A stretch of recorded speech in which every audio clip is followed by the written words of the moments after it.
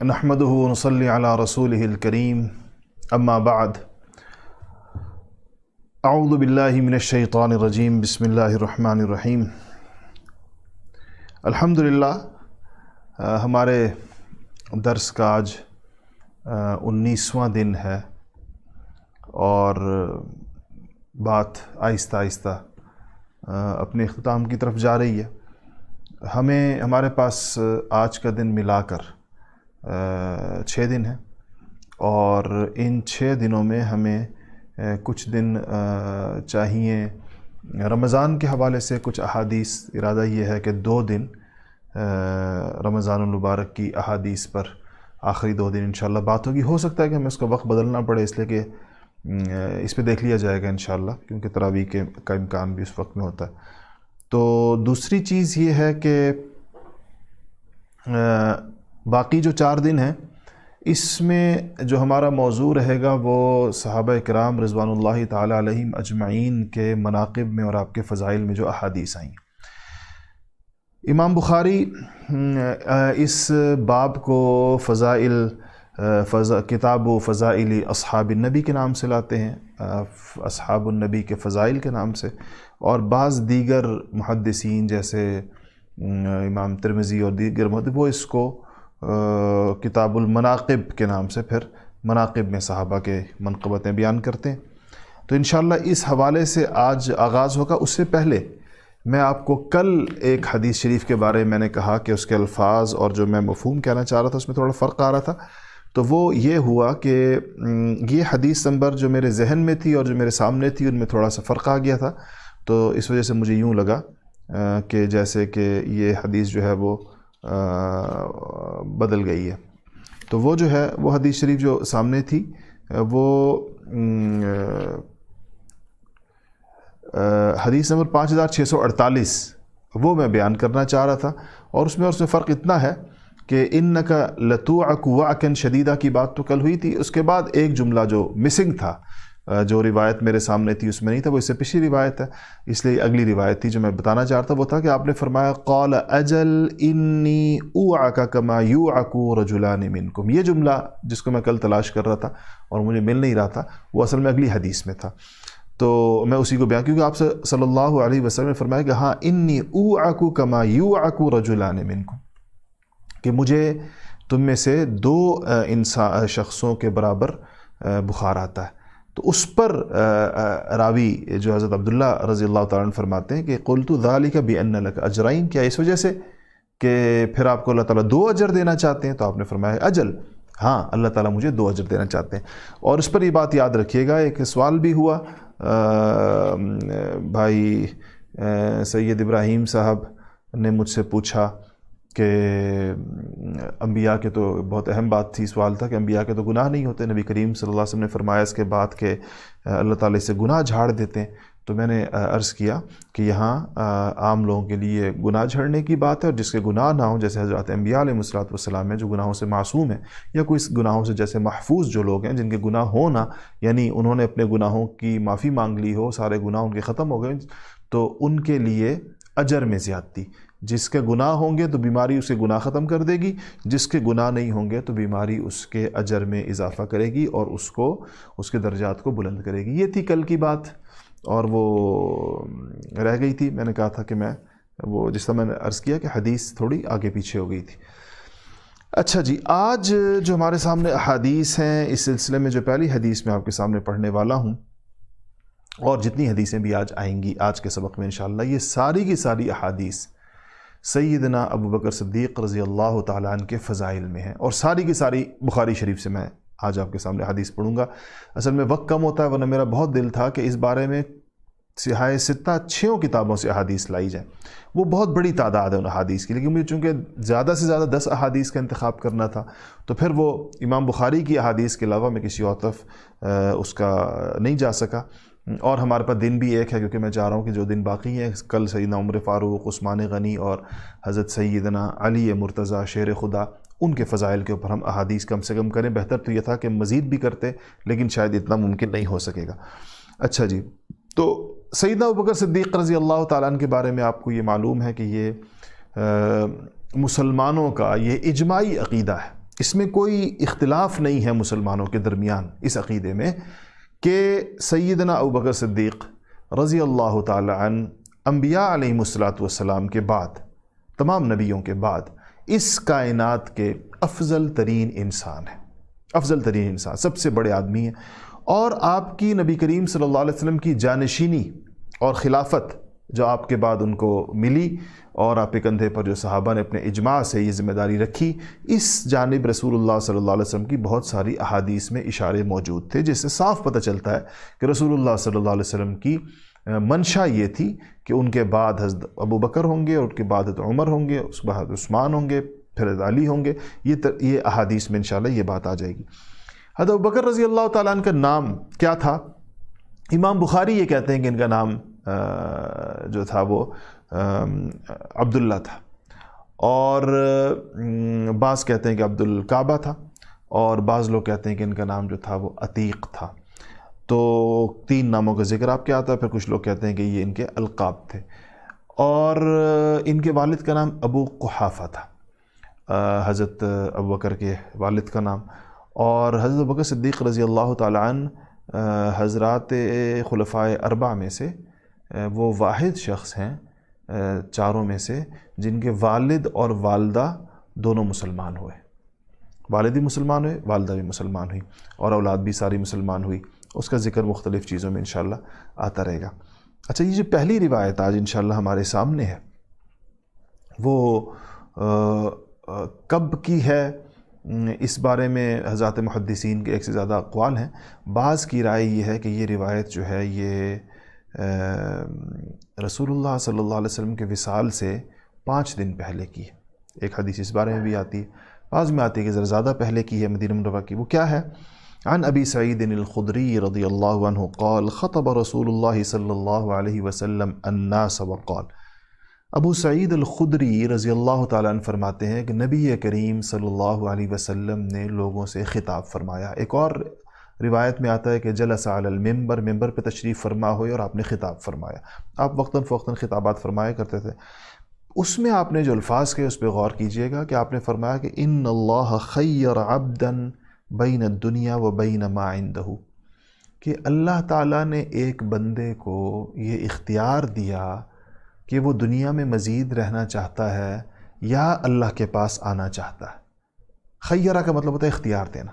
خیر عبدا بین الدنیا و بین ما عندہ، جو اللہ کے پاس ہے یعنی اللہ کے پاس جانا پسند کرے گا وہ بندہ، یا ابھی دنیا میں رہنا چاہے گا. ایک بندے کو اللہ نے اختیار دیا. کہا کہ فاختار ذلک العبد ما عند اللہ، اس اختیار کے ملنے پر اس بندے نے اللہ کے پاس جانے کو پسند کر لیا. جو اللہ کے پاس ہے اس نے اس آپشن کو لے لیا. اس کو 2 آپشن دیے گئے تھے، اس نے دوسرا لے لیا. قال، صحابہ کہتے ہیں، یہ راوی کہتے ہیں کہ جیسے ہی حضور نے یہ فرمایا فبکا ابو بکر رونا شروع ہو گئے. اب کہتے ہیں کہ ہم نے کہا کہ فعجبنا لبکائہ، ہمیں حیرت ہوئی کہ اس میں رونے کی کیا بات ہے. ایک اور روایت میں اسی روایت جس طرح مختلف الفاظ مختلف، جو کئی صحابہ بیٹھے تھے، بہت سارے لوگ روایت کرتے ہیں اس کو. تو دوسری روایت میں کہتے ہیں ہم نے کہا کہ انظر لہذا، اس بزرگ کو دیکھو، بزرگوں کو دیکھو. انظر لہذا شیخ، ان بزرگوں کو دیکھو یہ رو رہے. ہم سب کو کہتے ہیں اس پہ تعجب ہوا کہ روئے کیوں؟ حضور تو ایک بندے کی بات فرما رہے، اور بندے نے صحیح فیصلہ کیا. اللہ نے کہا دنیا میں رہنا، اللہ کے پاس آنا ہے. بندے سے پوچھا، بندے نے کہا اللہ آپ کے پاس جانا ہے. اب اس میں رونے کی کیا بات ہے؟ تو کہتے ہیں کہ فعجبنا لبکائہ، ہمیں بڑا تعجب ہوا ابو بکر کے رونے پر. اور کہ یخبر رسول اللہ صلی اللہ علیہ وسلم عن عبد خیر. پھر کہتے ہیں کہ ایک حضور نے بات فرمائی ہے تو اس میں کیوں روئے؟ تو کہتے ہیں کہ پھر ہمیں پتہ چلا کہ فکان رسول اللہ صلی اللہ علیہ وسلم هو المخیر. پھر ہمیں پتہ چلا یہ تو رسول اللہ صلی اللہ علیہ وسلم اپنی بات فرما رہے تھے. مخیر کا مطلب جس کو اختیار دیا گیا. تو یہ تو آپ تھے جن کو یہ اختیار دیا گیا کہ دنیا میں رہنا چاہیں گے یا تشریف لے جانا چاہیں گے. تو کہا کہ وَكَانَ أَبُو بَكْرٍ أَعْلَمَنَا، ابو بکر ہم میں سب سے زیادہ بڑے عالم تھے. عالم کہتے ہیں سب سے بڑے عالم کو، کہ ہم میں سے سب سے بڑے عالم تھے، پہچان گئے کہ نبی کریم صلی اللہ علیہ وسلم نے، جیسے ایک اور روایت میں آتا ہے کہ جب یہ صورت آئی اذا جاء نصر اللہ والفتح ورأیت الناس يدخلون فی دین اللہ افواجا، کہ اس میں کیا ہے؟ صورت میں فتح کی بشارت ہے اور اللہ کے دین میں لوگوں کے فوج در فوج داخل ہونے کی بشارت ہے۔ اس صورت کی آمد پر بھی ابوبکر صدیق رونے لگ گئے۔ صحابہ حیران ہوئے کہ اتنی بڑی خوشخبری اللہ سنا رہا ہے، اذا جاء نصر اللہ، اللہ کی نصر، اللہ کی مدد آ رہی ہے، آئی۔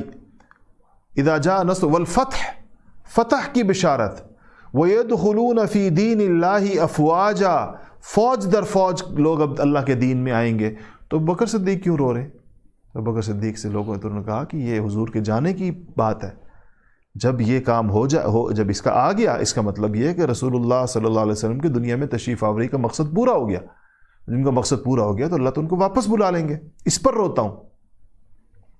تو کہا کہ وَكَانَ أَبُو بَكْرٍ أَعْلَمَنَا، کیا کہا ابو سعید الخدری جیسے جلیل القدر صحابی نے؟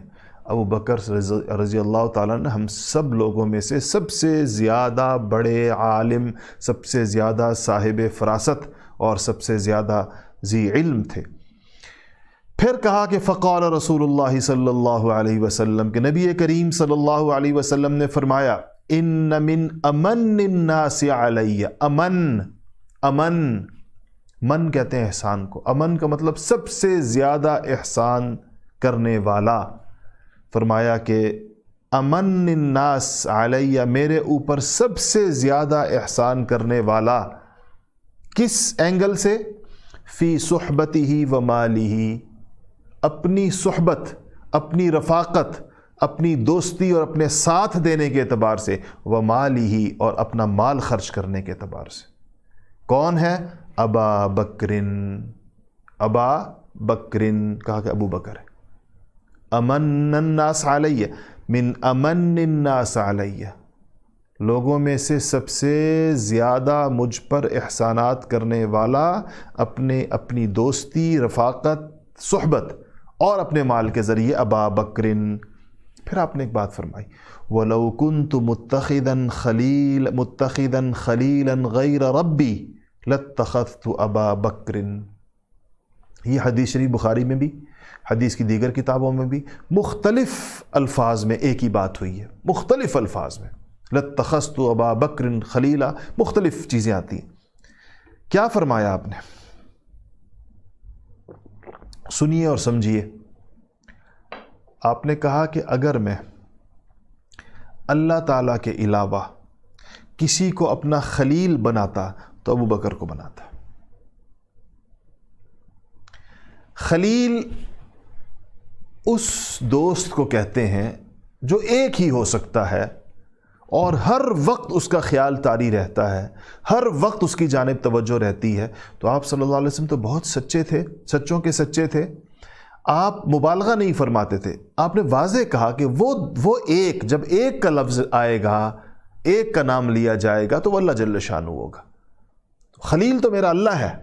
تو کیا کہا؟ الفاظ دیکھیے حدیث کے، وَلَوْ كُنْتُ، اگر میں، متخذن، لیتا، بناتا، خلیلاً، کسی کو اپنا خلیل، غیر ربی، اپنے رب کے بعد، رب کے علاوہ، تو لَاتَّخَذْتُ أَبَا بَكْرٍ، تو میں ابو بکر کو بناتا۔ لیکن چونکہ میرا خلیل میرا رب ہے تو کہا ولیکن، ہاں تو خلیل تو رب ہے، پھر کہا ابو بکر سے کیا رشتہ؟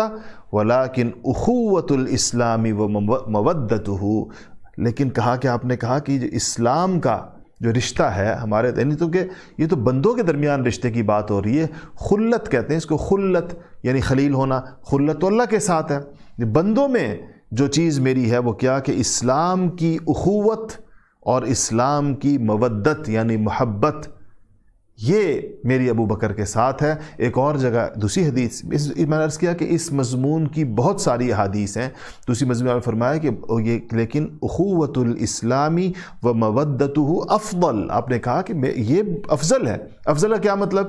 بندوں کے اعتبار سے سب سے اونچی ترین چیز یہ ہے، باقی اللہ کے ساتھ تو خلت تو اللہ کے ساتھ، خلیل تو بندہ اللہ کا ہوگا۔ تو کہا کہ ولیکن اخوۃ الاسلامی و مودتہ، لیکن اسلام کی جو اخوت یعنی بھائی چارگی اور اسلام کا جو رشتہ، و مودت کہتے ہیں محبت کو، اور اسلام کی جو محبت ہے وہ میری ہے ابو بکر صدیق کے ساتھ. اور پچھلی بات کو جوڑ کر کہیں تو یعنی وہ سب سے زیادہ ہے، سارے انسانوں سے زیادہ ہے، یعنی انسانوں میں ابو بکر کے برابر کوئی مجھ سے قریب نہیں. آگے اس موضوع کی اور حدیث آ جائیں گی انشاءاللہ. بہت رسول اللہ صلی اللہ علیہ وسلم نے دو ٹوک ارشادات فرمائے. اور پھر کہا کہ اب ایک اور آپ ایک ارشاد فرما رہے تھے، کہا کہ لا یبقین فی المسجد باب الا سدہ، مسجد نبوی میں جتنے لوگوں کے گھروں کے دروازے کھل رہے ہیں بند کر دیے جائیں. سد کہتے بند کر دیں. جتنے لوگوں کے دروازے مسجد نبوی کے صحن میں کھلتے ہیں بند کر دیے جائیں سارے کے سارے، الا باب ابی بکر، سوائے ابو بکر کے دروازے کے. ابو بکر کا دروازہ کھلا رہے گا. میں نے عرض کیا نا کہ وقت نہیں ہوتا کہ ہم اس کی ٹیکنیکل ڈیٹیلز پہ جائیں. یہ خلافت کا اشارہ ہے، اس بات کا اشارہ ہے کہ میرے بعد ابو بکر صدیق خلیفۃ المسلمین ہوں گے، اس لیے ان کو یہ اسپیشل پروٹوکول ہوگا. ان کے لیے اسپیشل یہ چیز، پروٹوکول کا لفظ اچھا نہیں ہے، اس سے خام خواہ یہ سیاسی لوگ ذہن میں آ جاتے ہیں. یہ خصوصی امتیاز اور اختصاص، یہ خصوصی فضیلت ان کے لیے کہ جیسے رسول اللہ صلی اللہ علیہ وسلم کا دروازہ مسجد میں ہے ایسے ہی ابو بکر کا دروازہ بھی مسجد میں ہوگا. اللہ اکبر. اس کو کہتے ہیں باب بھی کہتے ہیں. اور اس میں نے عرض کیا تھا کہ کئی حدیثیں، ایک باقی حدیثوں میں خوخہ کا لفظ بھی آتا ہے، خوخۃ ابی بکر الصدیق، کھڑکی. آپ نے دیہاتی گھروں میں دیکھا ہوگا کہ ایک گھر سے دوسرے گھر میں جانے کے لیے ایک چھوٹی سی کھڑکی ہوتی ہے، دروازے سے ذرا سی چھوٹی ہوتی ہے، روزن سا، جس سے ایک گھر سے دوسرے گھر میں لوگ عام طرف دیہاتوں میں جہاں 6-7 گھر رشتہ داروں کے اکٹھے ہوتے ہیں، بھائی کے گھر میں جانا ہے تو دروازے کی بجائے کھڑکی رکھ دی جاتی ہے. ہمارے گاؤں میں بھی ہے. اس کو خوخہ کہتے ہیں. اس وقت مسجد نبوی میں، آپ میں سے جتنے لوگ مسجد نبوی گئے ہیں اچھی طرح جانتے ہیں کہ مسجد نبوی میں جو باب ابی بکر صدیق ہے اس وقت، یہ اس جگہ کے عین سیدھ میں بنایا گیا ہے. اب آپ میری بات غور سے سنیے گا. مسجد نبوی کی جو پرانی ترکی عمارت ہے، پرانی ترکی عمارت جس میں روضہ شریف ہے، اس کے 3 دروازے ہیں. اس طرف سے 2 دروازے ہیں، اس طرف سے، یعنی اس طرف سے میری مراد جہاں سے ہم داخل ہوتے ہیں، اور جہاں سے نکلتے ہیں وہاں سے 2 دروازے ہیں. جہاں سے ہم داخل ہوتے ہیں یہاں سے پہلا دروازہ باب السلام کہلاتا ہے، جس سے صلاۃ والسلام پیش کرنے والے اندر جاتے ہیں. دوسرا دروازہ باب ابی بکر ہے، اور تیسرا دروازہ باب الرحمہ ہے. تو یہ جو باب ابی بکر ہے، یہ اگر آپ اس باب ابی بکر سے سیدھے 90 کے اینگل میں اندر جائیں تو آپ حضرت ابو بکر صدیق کے گھر میں پہنچیں گے، اس حضور کے زمانے کی مسجد سے پہلے. حضور کے زمانے کی مسجد کی علامت ادھر ایک ستون کے اوپر لکھا ہوگا، ستونوں کی پوری قطار پہ لکھا ہوا ہوگا، ھذا حد مسجد النبی صلی اللہ علیہ وسلم. سبز رنگ کی پلیٹیں لگی ہوئی ہیں ان ستونوں کی آخر میں، جہاں ستون جا کر چھت میں پیوست ہو جاتا ہے اس جگہ سبز رنگ کی پلیٹ لگی ہے، اس سے گرد سنہری کنارہ ہے، اس پہ لکھا ہے ھذا حد مسجد النبی. آپ جائیں، جیسے ہی وہ والا آ جائے آپ کے سامنے، وہ جو حد آ جائے، اس حد سے پہلے گویا آپ حضرت ابوبکر کے گھر میں کھڑے ہوئے. یہ گھر تھا حضرت ابوبکر کا. اس دروازے کو کہا تھا بند نہیں ہوگا. تو حضور کے اتنا واضح ارشاد ہے نا کہ نہیں بند ہوگا ابو بکر الا باب ابی بکر. دوسری روایت میں الا خوخۃ ابی بکر.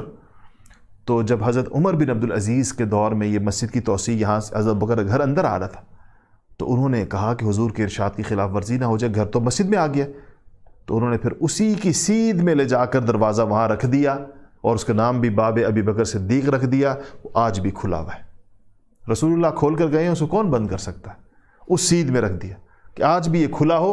اور آپ کبھی باب ابی بکر سے اندر جائیں، اب جب مسجد نبوی آپ جائیں تو یہ کیجئے گا، باب ابی بکر سے اندر جائیں، 3 دروازے ہیں، بیچ والے دروازے سے اندر جائیں. اندر جاتے ہی مڑ کے دیکھیں پیچھے کی طرف، وہاں ایک فریم لگا ہوا ہوگا، ایک فریم لگا ہوگا. اس فریم پر لکھا ہوگا ھذہ خوخۃ ابی بکر الصدیق. یہ ابو بکر کا وہ خوخہ ہے جو رسول اللہ کھلا چھوڑ کر گئے تھے، کھلا چھوڑنے کا حکم دے کر گئے تھے جس کو. آج بھی گویا کہ امت نے کھول کے رکھا ہوا ہے، اگرچہ اس کو آگے لانا پڑا بوجہ مسجد نبوی کی ایکسٹینشن کی. جب گھر ہی پورا مسجد نبوی میں آ گیا تو ظاہر بات ہے دروازہ آگے لانا پڑا اس کا. یہ گھر حضرت بکر صدیق رضی اللہ تعالی عنہ سے حضرت حفصہ رضی اللہ تعالیٰ عنہ نے خرید لیا تھا بعد، اور پھر ان سے عمر بن عبدالعزیز نے لیا تھا مسجد میں توسیع کے لیے. تو کتنی بڑی فضیلت ہے، اور اس پر علماء نے گفتگو کی اور کہا کہ یہ حضور اکرم صلی اللہ علیہ وسلم کی، یہ حضرت بکر صدیق رضی اللہ تعالیٰ عنہ کی خلافت کی وضاحت ہے اور اس کی طرف اشارہ ہے.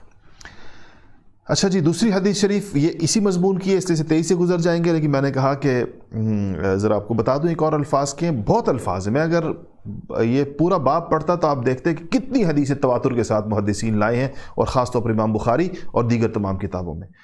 اور یہاں پر ابن عباس رضی اللہ تعالیٰ عنہ فرماتے ہیں، جو کہ حضرت عباس کے بیٹے تھے، یعنی حضور کے چچا زاد بھائی تھے.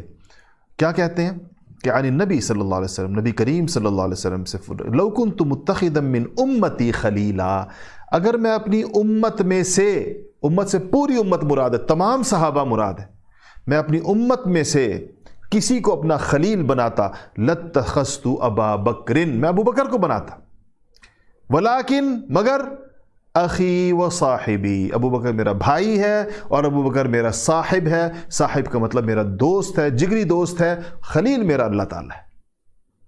کتنی واضح. تیسری روایت پر آ جائیے. تیسری روایت ہے کہ یہ ایک بڑی واضح حدیث، اور یہ حدیث ابو بکر کے مقام کو بھی بیان کر رہی ہے، جانشینی کو بھی بیان کر رہی ہے. عن محمد بن جبیر بن مطعم عن ابیہ قال، محمد بن جبیر ابن مطعم کہ اپنے والد سے یعنی کہ جبیر سے روایت کرتے ہیں، قال اتت امرأۃ النبی صلی اللہ علیہ وسلم، ایک عورت نبی کریم صلی اللہ علیہ وسلم کے پاس آئیں، فأمرها ان ترجع الیہ، تو حضور اکرم صلی اللہ علیہ وسلم نے ان سے کہا کہ پھر آنا، دوبارہ آنا. انہوں نے کچھ مانگا ہوگا آ کر، آپ نے کہا کہ دوبارہ آنا لینے کے لیے. نہیں ہوگا آپ کے پاس کچھ، آپ کے پاس تو فقر و فاقہ بھی ہوتا تھا، وہ مانگنے آئی ہوگی، آپ نے کہا کہ ان ترجع الیہ، کب دوبارہ آنا. قالت، اچھا وہ کوئی دیہاتی عورت تھی بیچاری، سیدھی سادی، کہتی ہے کہ وَأَرَأَيْتَ إِن جِئْتُ وَلَمْ أَجِدْكَ، اور اگر میں آپ کے پاس دوبارہ آئی، مہینے کہیں دور سے آئی ہوگی، مہینے 2 مہینے 6 مہینے بعد آئی دوبارہ، اور آپ نہ ہوئے تو کأنہا تقول الموت، گویا وہ کہہ رہی تھی کہ آپ دنیا میں نہ رہے تو. کأنہا تقول الموت، راوی نے اضافہ کیا، کہہ رہے ہیں گویا کہ وہ موت کی بات کر رہی تھی، انتقال کی بات کر رہی تھی. خاتون کہتی کہ یا رسول اللہ آپ نے مجھے بلایا دوبارہ، میں آ جاؤں گی، لیکن اگر آپ نہ ہوئے تو پھر مجھے کون دے گا جو آپ جو چیز دینے کا ارادہ رکھتے ہیں، جو میں جو مانگ رہی ہوں، یعنی کوئی مال شال، کوئی بیچاری مدد چاہ رہی ہوگی. قال ان لم تجدنی، آپ نے بالکل برا نہیں منایا کہ کیسی عجیب تم بات کرتی ہو میری موت کی، آپ تو اخلاق کے پیکر تھے. کہا ہاں تم آنا، اگر تم نے مجھے نہ پایا فأتی ابا بکر، ابو بکر کے پاس چلی جانا. اگر تم آؤ، میں دنیا سے جا چکا ہوں، تو ابو بکر کے پاس چلی جانا. کیا یہ جانشینی کی بات نہیں؟ اس سے بڑی اور کیا ہوگا جانشینی کی؟ کس لفظ سے جانشینی کا اظہار ہو سکتا ہے؟ کہ مطلب میرے بعد آپ کہاں سے دیتے تھے؟ بیت المال سے دیتے تھے نا، آپ اپنے گھر سے بھی دیتے تھے، ویسے مسلمانوں کا بیت المال بھی آپ کے پاس ہوتا تھا. مطلب یہ کہ اگر میں نے تمہیں سے قول کر لیا ہے کہ تم دوبارہ آنا، دوں گا کچھ، اب میرے اس قول کو میرے بعد پورا کرنے والا کون ہوگا؟ ابو بکر صدیق ہوں گے. کتنی بڑی بات، اور کتنی واضح روایت ہے، اور کتنا اس سے. اچھا جی، آ جائیں تیسری روایت کی جانب، چوتھی روایت کی جانب. تو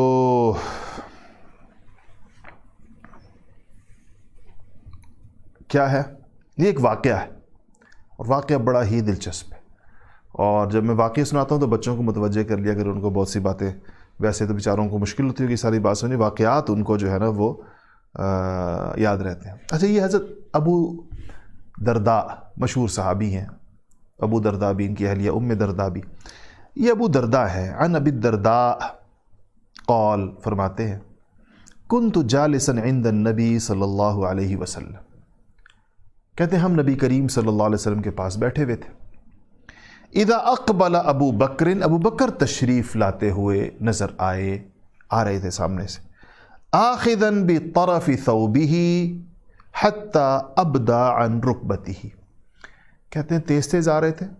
تیز چلنے والے کو اپنے کپڑے اٹھا لیتا ہے وہ بندہ تاکہ ذرا پاؤں آزاد ہو جائیں. تو کہا کہ ایسے تیز تیز آ رہے تھے کہ آپ نے اتنے اپنا تہبند اتنا اٹھایا ہوا تھا کہ جیسے کہ بس آپ کے گھٹنوں سے بھی وہ اوپر ہونے کو تھا، گھٹنوں سے بھی اوپر ہو جاتا اگر وہ اور اٹھا لیتے. اتنا اٹھا لیا تھا، قدم لمبے لمبے ڈگ بھرنے کے لیے، لمبے لمبے قدم لینے کے لیے. تو اس کیفیت میں ابوبکر صدیق آ رہے ہیں اسی مجلس کی جانب. فقال النبی صلی اللہ علیہ وسلم اما صاحبکم فقد غامر، حضور نے کہا کہ تمہارے یہ دوست لڑ کر آ رہے ہیں، کسی سے جھگڑا کر کے آ رہے ہیں. فقد غامر.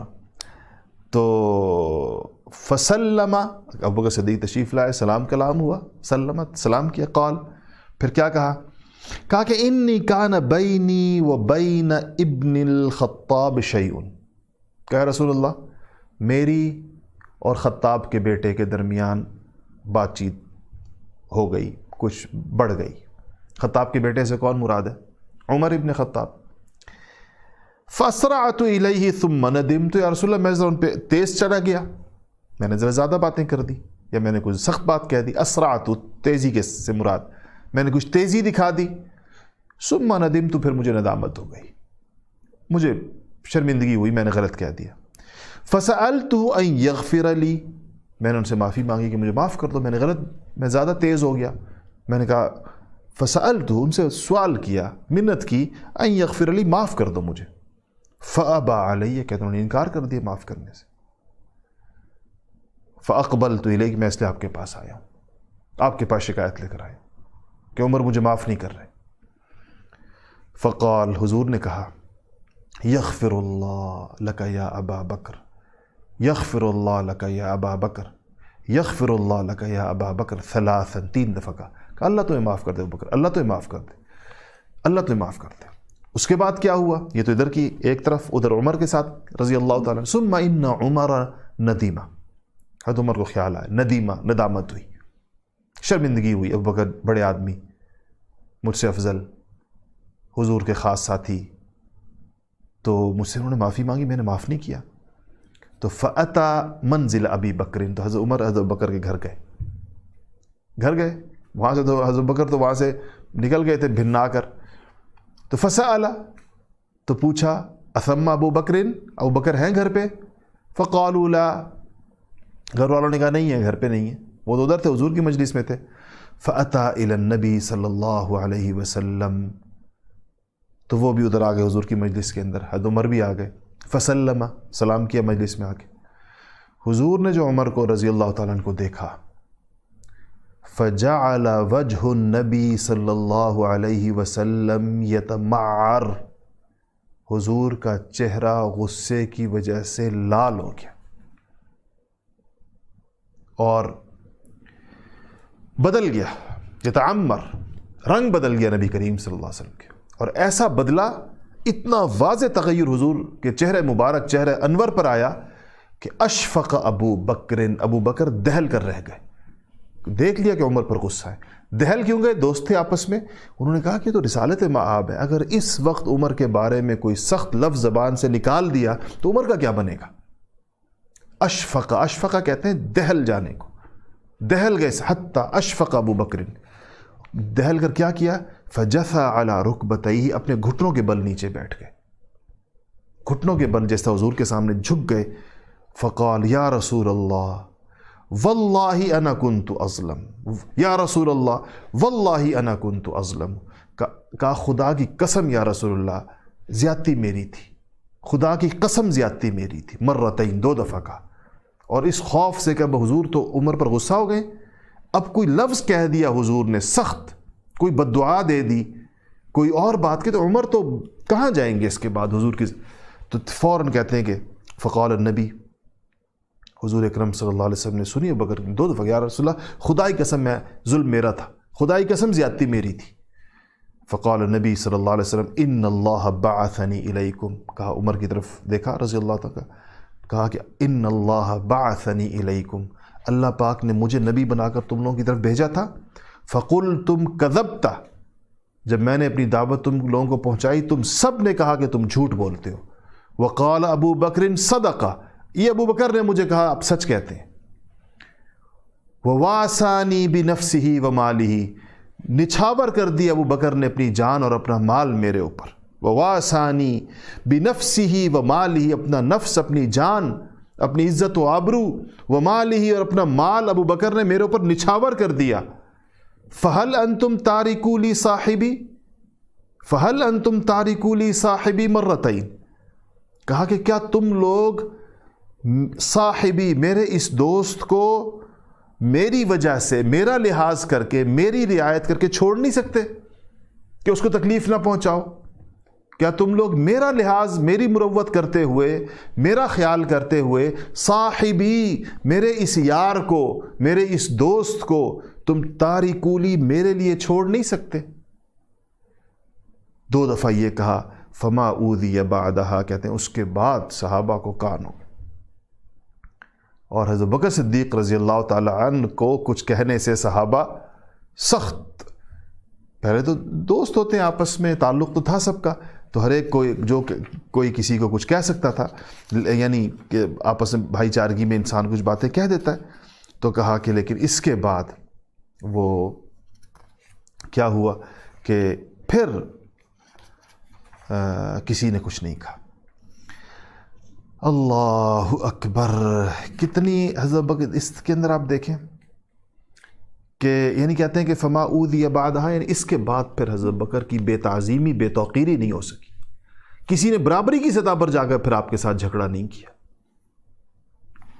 یہ اسی قسم کا واقعہ جو ہے وہ نبی کریم صلی اللہ علیہ وسلم کے سامنے ایک اور صحابی کے ساتھ بھی پیش آیا تھا، اور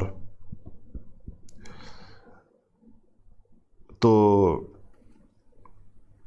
ان کا نام تھا حضرت ربیعہ ابن جعفر. وہاں پر بھی نبی کریم صلی اللہ علیہ وسلم نے تو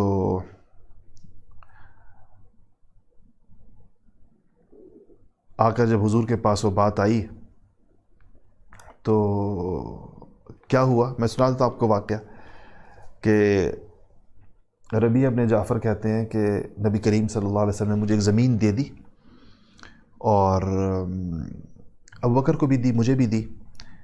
تو ہمارا ایک کھجور کے ایک پھلدار درخت کے اوپر اختلاف ہو گیا. یعنی زمین ایسی تھی کہ ہم دونوں کی ملی ہوئی تھی. اب ایک درخت پہ اختلاف ہو گیا کہ یہ میرے حصے میں ہے یا ان کے حصے میں. حضور نے دونوں کو دی تھی. تو میں نے کہا یہ درخت میرے حصے میں آتا ہے، ابو بکر صدیق نے کہا میرے حصے میں آتا ہے. تو کہا اس پر حضرت بکر صدیق نے مجھے کچھ لفظ کہہ دیا،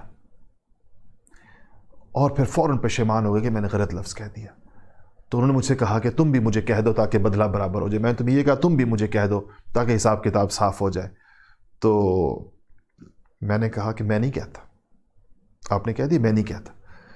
تو حضرت بکر حضور کے پاس آ گئے، کہا رسول اللہ میں نے ان سے کہہ دیا، ایک لفظ کہا ہے میں نے ربیعہ ابن جعفر کو، غلطی ہو گئی مجھ سے، میں اس پہ نادم، میں چاہتا ہوں یہ بھی مجھے کہے تاکہ دنیا میں معاملہ صاف ہو جائے.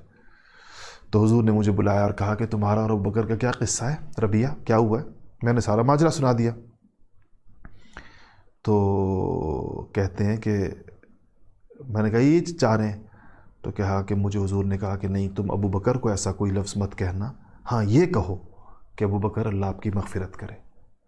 وہ لفظ جواباً مت کہو، یعنی ابو بکر کی بے تعظیمی مت کرو، یہ کہو کہ ابو بکر اللہ آپ کی مغفرت کرے، مطلب معاف کر دو ابو بکر کو. تو یہ کہو گے تو معاف ہو جائے گا. کہتے ہیں میں نے جب یہ کہا کہ ابو بکر اللہ آپ کی مغفرت کرے حضور کے کہنے پر، تو کیا میں نے دیکھا ابو بکر روتے ہوئے مڑ کر چلے گئے. کہ اس میں بھی حضور نے ابو بکر کی تعظیم کا خیال رکھا.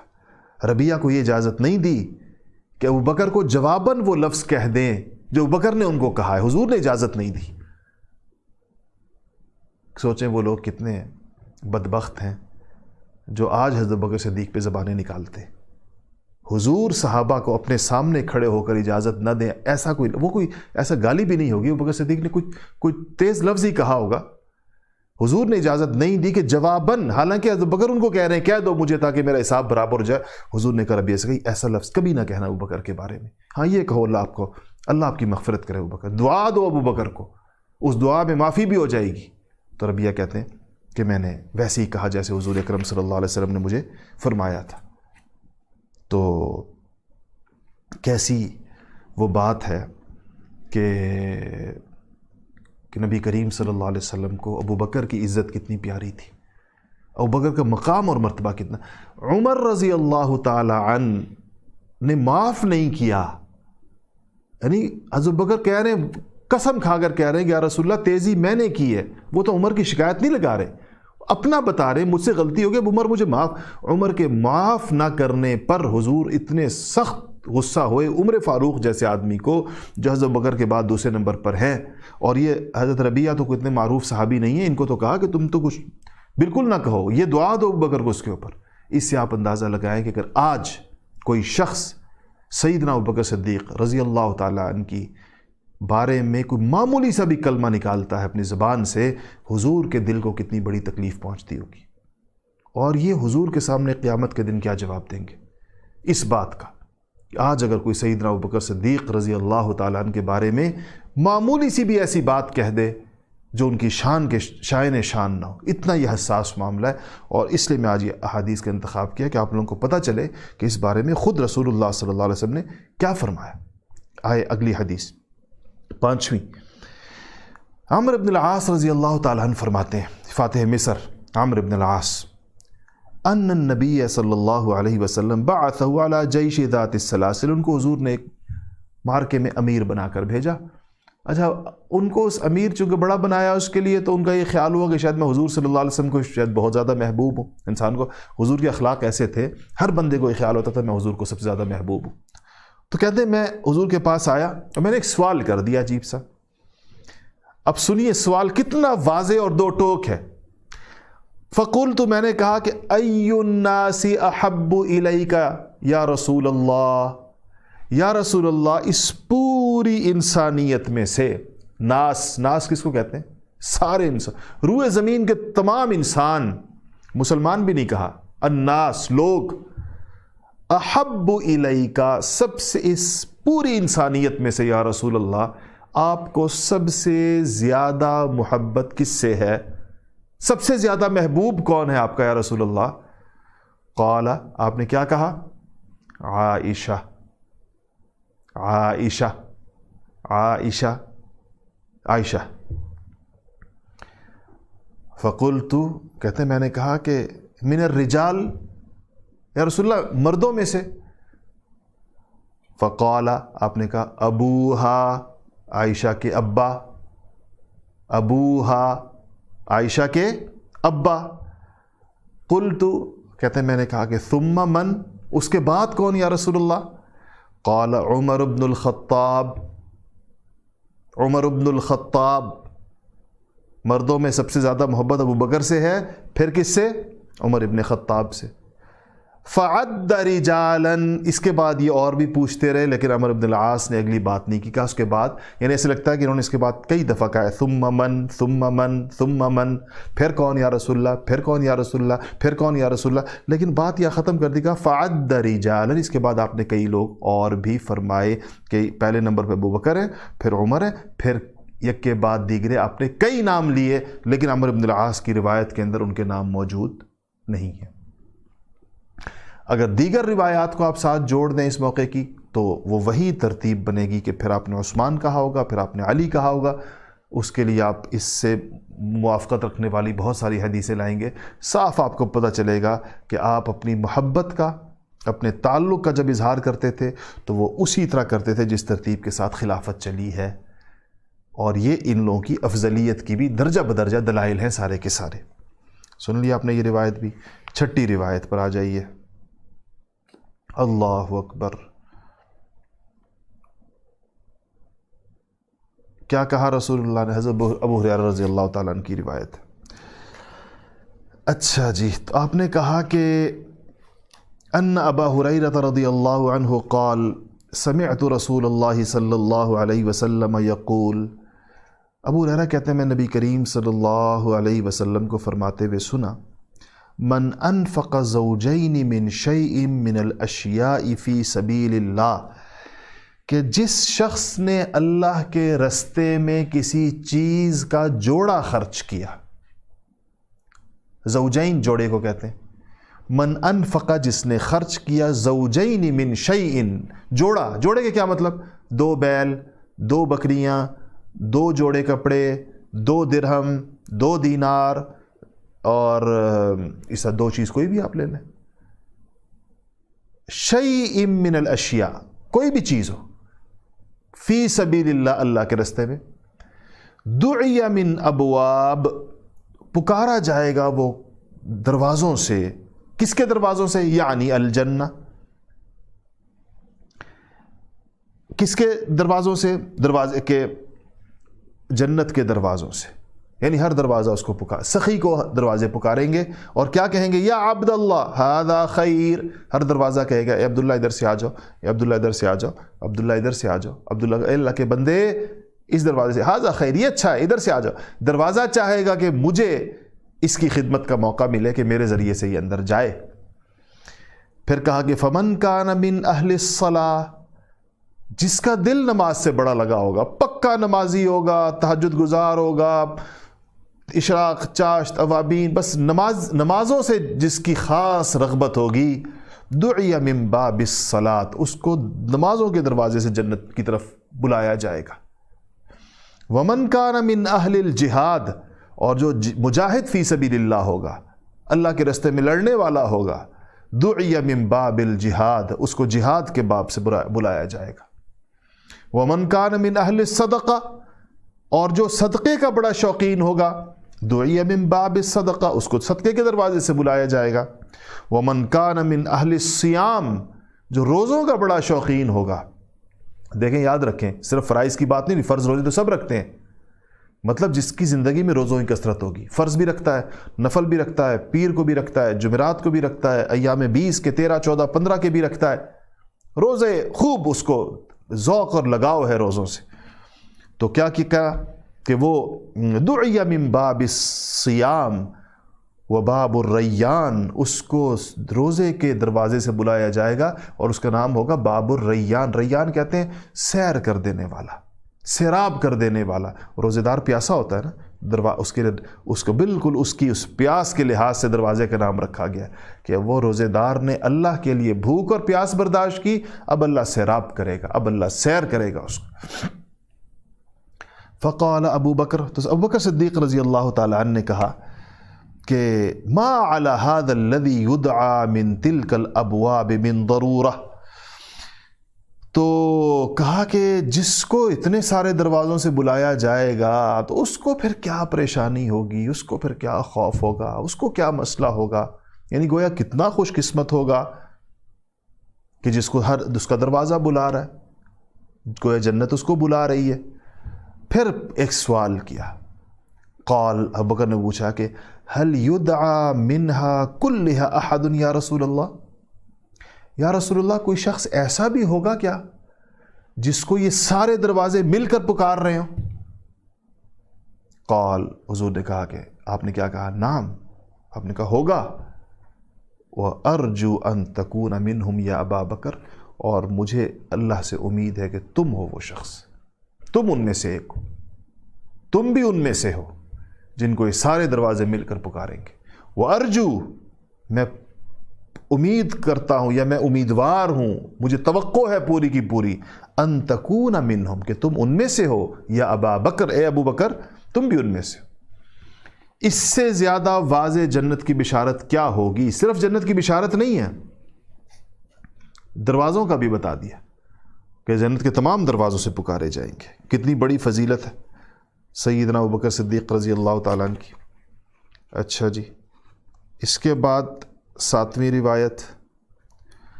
7ویں، مجھ سے ذرا احادیث بعض اوقات آگے پیچھے ہو جاتی ہیں تو اچھا جی، جی تھوڑی سی اس کو، کیونکہ آپ کے پاس ترتیب سے ہے نا، ورنہ میرے ذہن میں لیکن اس میں یہ ہو جاتا ہے کہ آپ کو تاکہ مشکل نہ ہو، مجھ سے روایتیں بعض اوقات تھوڑی سی آگے پیچھے ہو جاتی ہیں۔ اچھا جی،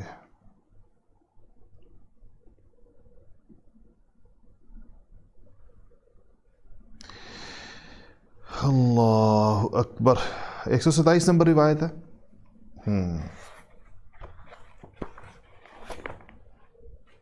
اچھا جی، یہ بہت ہی واضح روایت ہے انس بن مالک رضی اللہ تعالی عنہ سے، حدثهم ان النبی صلی اللہ علیہ وسلم صعد احدا، کہتے ہیں نبی کریم صلی اللہ علیہ وسلم ایک دن احد پہاڑ پر تشریف لے کر گئے، وابو بکر وعمر وعثمان، آپ کے ساتھ کون کون ہے؟ ابو بکر وعمر وعثمان، حضور اور یہ تین حضرات۔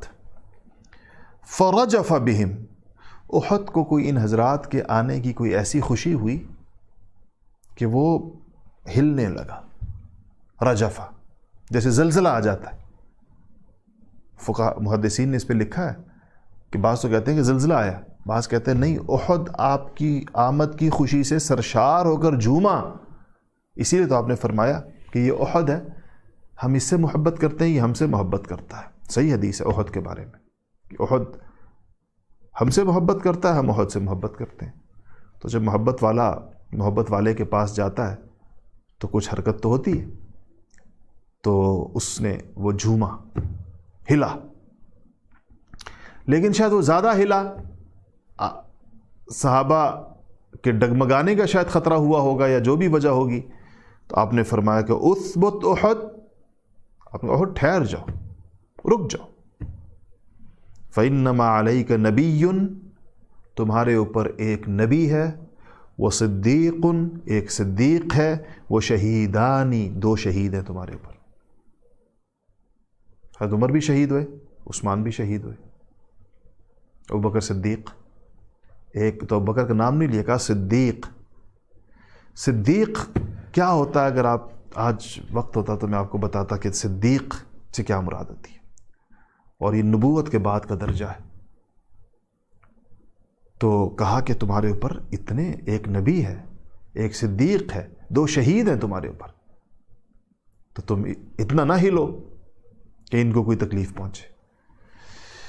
اللہ اکبر، اللہ اکبر۔ اگلی روایت، یہ کتنی واضح روایت ہے، اور آپ کو پتہ ہے روایت کس سے ہے؟ یہ محمد بن الحنفیہ سے ہے، بخاری شریف کی روایت۔ اچھا میں آج تو سارا آپ کو بھول ہی گیا یہ بتانا کہ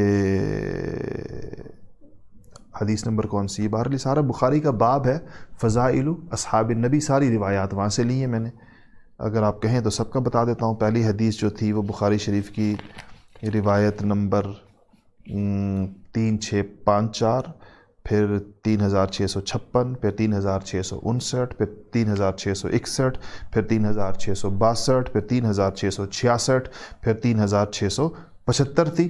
اب جو میں آپ کو حدیث شریف سنا رہا ہوں وہ ہے 3671۔ یہ روایت محمد ابن الحنفیہ سے ہے، اور حنفیہ ان کی والدہ تھیں، یہ اپنی والدہ کی طرف منسوب ہے۔ یہ بیٹے ہیں سیدنا علی کے، علی مرتضیٰ شیر خدا، خلیفہ راشد، خلیفہ رابع، ان کے صاحبزادے ہیں۔ کہتے ہیں میں نے ایک دن اپنے ابا سے پوچھا، ابا کون تھے ان کے؟ علی مرتضیٰ رضی اللہ تعالی عنہ، کرم اللہ وجہ۔ قلت لأبی، میں نے کہا کہ ابا یہ بتائیے، اپنے ابا سے میں نے پوچھا، ای الناس خیر بعد رسول اللہ صلی اللہ علیہ وسلم، حضور کے بعد پوری انسانیت میں سے ای الناس خیر، سب سے اونچے شخص کون تھے، سب سے بڑے آدمی کون تھے، سب سے افضل انسان کون تھے؟ قال ابو بکر، کہا انہوں نے کہا ابو بکر تھے۔ قلت ثم من، میں نے کہا پھر ان کے بعد کون تھے؟ قال ثم عمر، کہا پھر عمر تھے۔ کہتے ہیں کہ وخشیت ان یقول عثمان، میں نے کہا اب اگر ثم من پوچھتا ہوں تو پھر یہ تو حضرت عثمان کا نام لیں گے، میں چاہ رہا تھا ذرا میرے ابا اپنے آپ کو ذرا آگے کر دیں تھوڑا، بیٹا ہو بیٹے کا جذبہ تو ہوتا ہے، ہر بیٹا اپنے باپ کو بہت اونچا سمجھتا ہے، اور اونچے تو تھے وہ بہت. تو کہا قلت ثم انت، کہتے ہیں میں نے کہا پھر آپ. قال ما انا الا رجل من المسلمین، کا میں تو مسلمانوں میں سے ایک عام آدمی ہوں. کیا تواضع ہے علی مرتضیٰ کی، شیر خدا کی، حضور کے داماد ہیں، حضور کے چچا زاد بھائی ہیں، کہ میں تو عام لوگوں میں سے ایک بندہ ہوں، میرا کیا پوچھتے ہو. کتنی واضح روایت فضیلت کی ترتیب پر، اور علی مرتضیٰ کی زبان سے، شیر خدا کی زبان سے. کہا کہ سب سے پہلے ابو بکر ہیں، پھر کہا کہ عمر ہیں، اور پھر دیکھیں کتنے سچے لوگ ہوتے تھے. محمد بن حنفیہ کہتے ہیں وخشیت ان یقول عثمان، میں نے کہا اب تیسرا پوچھوں گا ثم من تو یہ تو عثمان کہیں گے، تو میں نے کہا جلدی سے ان سے کہتا ہوں قلت ثم انت، میں نے کہا پھر آپ کا، اب عمر کے بعد آپ کا نمبر ہے ابا جی. کہا کہ میں تو عام لوگوں میں سے ایک بندہ ہوں، میرا کیا پوچھتے ہو. قال ما انا الا رجل من المسلمین، لوگوں میں سے. سیدنا علی مرتضیٰ کرم اللہ وجہ کی تواضع، صداقت، سچائی، انصاف، اعتدال، دل کی صفائی، سب کچھ اس روایت میں موجود ہے. اور میں کہتا ہوں راوی کی بھی، محمد ابن الحنفیہ کی بھی، جو صاحبزادے ہیں علی کے، حنفیہ نامی جو خاتون ان کی اہلیہ تھی ان سے تھے. تو چونکہ حضرت علی کی اولاد، حضرت فاطمہ کی اولاد جو ہے وہ حضرت علی کی طرف یوں منسوب زیادہ ہوتی تھی، تو حضرت علی کی دیگر جو بیویاں تھیں، جو حضرت فاطمہ کی وفات کے بعد آپ نے کافی شادیاں کی تھیں، ان ساری بیویوں کی جو اولاد ہے وہ عام طور پر ان کی ماؤں کی جانب منسوب کی جاتی ہے. تو یہ ان کی بہت واضح حدیث اس کے بارے میں ہے. آئیے حدیث نمبر 9. اچھا جی، یہ حدیث ایک واقعہ ہے، اور اس واقعے سے آپ کو اندازہ ہوگا کہ سیدنا ابوبکر صدیق رضی اللہ تعالی عنہ نے نبی کریم صلی اللہ علیہ وسلم کے لیے کیا قربانیاں دی. عروہ ابن زبیر کہتے ہیں، زبیر کے صاحبزادے ہیں، ان کی کافی ساری احادیث گزری ہیں، کہ کہتے ہیں کہ میں نے سألت عبد اللہ ابن عمرو، میں نے عبداللہ ابن عمرو سے ایک دن پوچھا، عن اشد ما صنع المشرکون برسول اللہ صلی اللہ علیہ وسلم، کہ نبی کریم، یہ تو چھوٹے تھے نا، ان کی عمر کم تھی. میں نے آپ کو پہلے بتایا تھا صحابہ کے رشتے یاد رکھا کریں، آپ کو بڑا مزہ آئے گا. اب یہ ہیں، ان کا نام ہے عروہ بن زبیر. عروہ بن زبیر بیٹے ہیں زبیر ابن عوام کے. زبیر ابن عوام جو ہیں وہ حضور اکرم صلی اللہ علیہ وسلم کی پھوپھی کے بیٹے بھی ہیں، عشرہ مبشرہ میں سے بھی ہیں، اور حضرت خدیجۃ الکبریٰ کے سگے بھتیجے بھی ہیں. عوام اور خویلد بھائی تھے دونوں آپس میں. تو معذرت، عوام اور حضرت خدیجۃ الکبریٰ بہن بھائی تھے آپس میں، خویلد کے بچے تھے دونوں. تو کہتے ہیں کہ میں نے عبداللہ ابن عروہ ابن زبیر کے بھائی کا نام عبداللہ ابن زبیر ہے، والدہ کا نام اسمہ بنت ابی بکر ہے. تو عروہ رضی اللہ تعالیٰ عنہ کہتے ہیں کہ میں نے عبداللہ ابن عمرو سے پوچھا ایک دن کہ ما عن اشد ما صنع المشرکون برسول اللہ، کہ وہ سخت ترین چیز کیا تھی جو مشرکوں نے نبی کریم صلی اللہ علیہ وسلم کے ساتھ جو کی، جو ظلم کی، بد تہذیبی کی، زیادتی کی، اور تکلیف پہنچانے کی، اذیت دینے کی سخت ترین چیز کیا تھی. کیونکہ وہ تو 13 سال سارے تکلیف کے تھے، مکہ مکرمہ میں جو گزرے سارے تکلیف کے تھے، لیکن آخر ان میں سب سے زیادہ تکلیف کی چیز کیا تھی. تو کہا کہ قال، تو انہوں نے کہا کہ میں بتاتا ہوں کیا تھی، اپنا واقعہ خود جو اپنی آنکھوں سے دیکھا تھا. قال رأیت عقبہ بن ابی معیط، کہا میں نے عقبہ بن ابی معیط کو دیکھا. عقبہ بڑا بدبخت تھا، اس نے حضور اکرم صلی اللہ علیہ وسلم کو بہت تکلیفیں پہنچائی ہیں. سیرت میں اس کا کچھ بیان آئے گا انشاءاللہ، جو بچوں کو سیرت پڑھائی جائے گی آپ لوگ بھی اس میں شریک ہو سکتے ہیں، کوئی حرج نہیں ہے، اپنی رجسٹریشن کرا دیں اور اس میں شریک ہو جائیں. اس میں انشاءاللہ میں کچھ ان لوگوں کے بارے میں جن مشرکین نے تنگ کیا، کیسے کیا، آپ نے کیا تکلیفیں اٹھائی، یہ ساری بات انشاءاللہ وہاں پر آئے گی اللہ نے چاہا، اور زندگی رہی تو سیرت تک اگر اللہ نے ہمیں پہنچا دیا. سیرت سے یاد آ گیا، کل وہ میں نے تھوڑا مجھے پتہ نہیں تھا تو مجھ سے وہ تعداد زیادہ بیان ہو گئی. میں نے بعد میں پوچھا اپنے لوگوں سے کہ کتنی ہے، تو وہ تعداد کوئی 23 اور 24 ہزار کے درمیان ہے رجسٹریشن. میں نے شاید کل 30 ہزار کہہ دیا تھا، 30 ہزار نہیں ہے ابھی، وہ کوئی 23 اور 24 ہزار کے درمیان کا فگر ہے. تو وہ 23 اور 30 شاید ایسے کچھ ہوا، مجھے کوئی آپس میں اشتباہ ہو گیا مجھے اس میں. تو میں نے کہا وہ میں اس کو بھی آپ کو بتا دوں، تو آپ لوگ اسے محنت کریں اور کوشش کریں کہ تعداد 1 لاکھ تک پہنچے۔ تو یہ سیرت کی روئے زمین پر شاید تاریخ کی سب سے بڑی کلاس ہوگی، اس اعتبار سے کہ اس میں اتنی بڑی تعداد میں اتنے ملکوں سے اتنے بچے سیرت پڑھ رہے ہوں۔ میرے علم میں اس سے پہلے کوئی ایسی چیز نہیں آئی، اگر آپ کو پتہ ہو تو مجھے بتائیے گا۔ تو یہ اپنی نوعیت کی انشاءاللہ بڑی تاریخی کلاس ہوگی، لیکن ہمیں محنت کر کے اس کی عادت کو وہاں تک پہنچانا ہے جہاں تک ہمارا ارادہ اور خواہش ہے۔ خیر بات رأی تو وہ کہتے ہیں کہ عبداللہ ابن عمر کہتے ہیں کہ میں نے کہا کہ میں نے جو منظر دیکھا، جو سخت، وہ جو عروہ نے پوچھا نا سخت ترین چیز آپ نے کیا دیکھی، تو کہا کہ رأی تو عقبہ بن ابی معیط، میں نے عقبہ بن ابی معیط کو دیکھا، جاء الی النبی صلی اللہ علیہ وسلم وہو یصلی، حضور کے پاس آیا اور آپ صلی اللہ علیہ وسلم نماز پڑھ رہے تھے، فوضع رداءہ فی عنقہ، اس نے آ کر آپ کو، نماز میں آپ کھڑے ہوئے تھے، اس نے آ کر اپنی چادر آپ کے گلے کے اندر ڈال دی۔ پھر کیا کیا؟ ردا کہتے ہیں چادر کو، عنق کہتے ہیں گردن کو، آپ ہی گردن میں ڈال دی۔ فخنقہ بہ خنقا شدیدا، پھر اس نے جو وہ کیا نا، کیا کہتے ہیں اس کو، جو چادر کو یعنی اس کو جو آپ کے گرد ڈال کر گردن کے اندر گھما دیا، اور پھر جو اس نے اس کو کھینچا گھما کر آپ کی گردن میں، خنقا شدیدا، اتنی زیادہ کہ دوسری روایات کو اگر ساتھ جوڑ دیں تو کہتے ہیں آپ کی آنکھیں ایسے باہر نکل آئیں کہ جیسے ڈھیلے آپ کی گالوں پر پڑے ہوئے ہوں، ایسے آپ کی آنکھیں باہر نکل آئیں، اتنا اس نے زور سے اس کو وہ کیا۔ تو کہا کہ فجاء ابو بکر دوڑتے ہوئے آئے، حتی دفعہ عنہ، انہوں نے آ کر دھکا دیا عقبہ ابن ابی معیط کو اور آپ کی گردن سے چادر نکالی، اور فقال، اور کہا اتقتلون رجلا ان یقول ربی اللہ، کہ ظالموں تک کیا تم اس بات پر ایک شخص کی جان لیتے ہو، ایک شخص کو اس بات پر مارتے ہو، قتل کرتے ہو، ان یقول ربی اللہ، کہ وہ یہ کہتا ہے کہ میرا رب اللہ ہے، اس بات پر اس کی جان لیتے ہو، اس بات پر اس کو قتل کرتے ہو کہ ان یقول ربی اللہ، وقد جاءکم بالبینات من ربکم، اور وہ تمہارے پاس اپنے رب کے طرف سے واضح نشانیاں لے کر آیا ہے، واضح دلائل لے کر آیا، جو اس کی نبوت کے اوپر، جن کا جو اس کی نبوت کی دلیل ہے، اتنے واضح نشانیوں کے باوجود تم اس کی جان لیتے ہو صرف اس بات کے کہنے پر کہ وہ کہتا ہے کہ اللہ میرا رب ہے۔ تو یہ ابوبکر صدیق رضی اللہ، تو سخت ترین جو عبداللہ ابن عمر کے نزدیک جو آپ پر سخت ترین ظلم جو ہو رہا تھا، اس وقت بچانے کے لیے اللہ پاک نے کس کو بھیجا؟ ابو بکر صدیق۔ اسی لیے فرمایا کہ میں نے دنیا میں جتنے لوگوں نے مجھ پر جتنے احسانات کیے تھے چگا دیے سارے کے سارے، سوائے ابو بکر کے۔ ابو بکر کے احسانات باقی ہیں، وہ اللہ چگائے گا، وہ اللہ چگائے گا۔